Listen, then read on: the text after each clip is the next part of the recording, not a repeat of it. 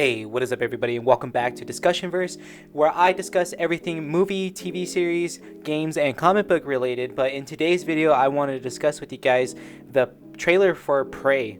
So Prey is actually a prequel reboot of sorts for the Predator cinematic universe, so to speak. So Prey is actually set 300 years ago during 1719, following a Comanche tribe where we follow through the eyes of Naru, our main protagonist. She is going to be portrayed by Amber Midthunder. She is a fierce and highly skilled warrior who is trying to protect her tribe from an unseen threat that they don't seem to believe or even recognize is going on around them, but she does, as she had a first-hand encounter that we see play out in the trailer. So this is going to be an important aspect for her character and also for the story going forward. And also, being set in the 1700s is also an awesome premise in itself. We're going to see a lot of cool things unfold during this time period. I mean, this is early expansion, this is colonists. We see that play out later on in the trailer where they come into contact with the Predator and also the Comanche tribe, and it's kind of just an all-out free-for-all survival of the fittest, so to speak, unless there is more to meet the eye with that trailer shot and we see a potential team up between the colonists and Comanches against, a much larger and more violent threat than each other. The enemy of my enemy is my friend, so to speak. So, I mean, there's also that speculation for sure.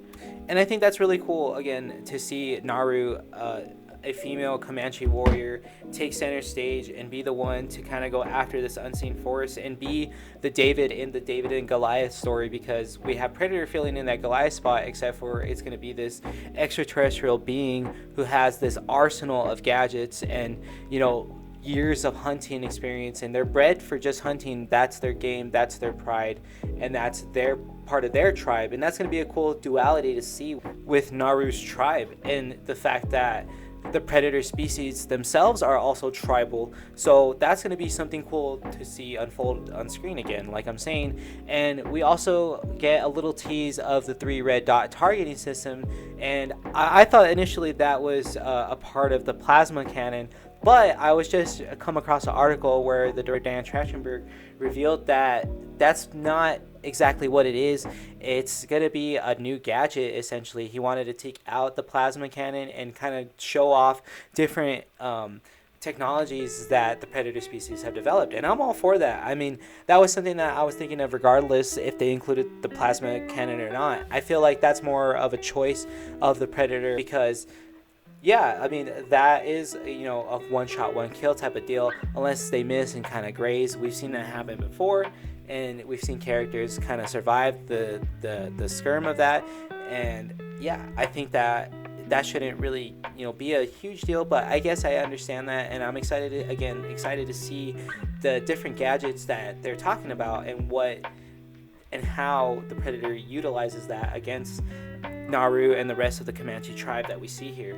And the action scenes look amazing. I mean, the camera angles that are showing the action unfold, it looks pretty cool. The little swivels and transitions and stuff like that look really good. The effects and the Predator design itself looks great. I mean, the shield, the different skull that's overlaid on top of that helmet, it looks awesome. And the film is also rated R, which I think is a pretty great addition to it. The first Predator and Predator 2, I believe, are both rated R to my knowledge. I know for sure Predator was. But yeah, that's awesome. I mean, again, going back to its roots and really showing what makes, the franchise, the Predator franchise. I mean, this is an alien being that they're going against. We want to see this, all-out battle to the death, essentially, because we know that that's what it's going to come down to. And yeah, I'm excited to see this film. I really do think that this is going to be the rebirth of the Predator franchise itself, and I think that we'll see more projects going forward, either based around or set in a different time period where we're still seeing the species kind of just play around with humanity as humanity continues to grow and develop new technologies ourselves. And how that unfolds. I mean, I feel like that's always kind of been a concept to really explore just how involved the predators are with humanity as a whole. I mean, we're just game to them, right, at this point.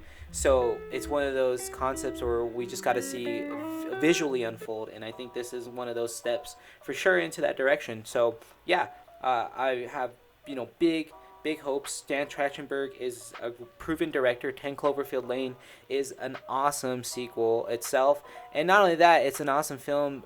Before you find out that it's a sequel, I feel like it just holds its own, and it has a stellar cast, stellar tension. The plot is so tight, and this film is gonna have a lot of that in it itself.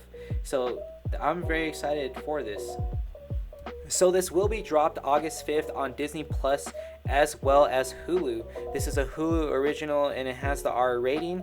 And another cool thing that I found out is that it was both shot with the Comanche dub of the language, as the cast all spoke in that language, but it was also spoken in the English language. So we as the audience have the option to watch with either the subtitles or without the subtitles. I'm personally going to watch it with the Comanche language, as they originally shot it in, and then have the subtitle translation, so that way I can see it as it is. I feel like that's a better viewing experience. I talk about this a lot, with other shows and stuff like that.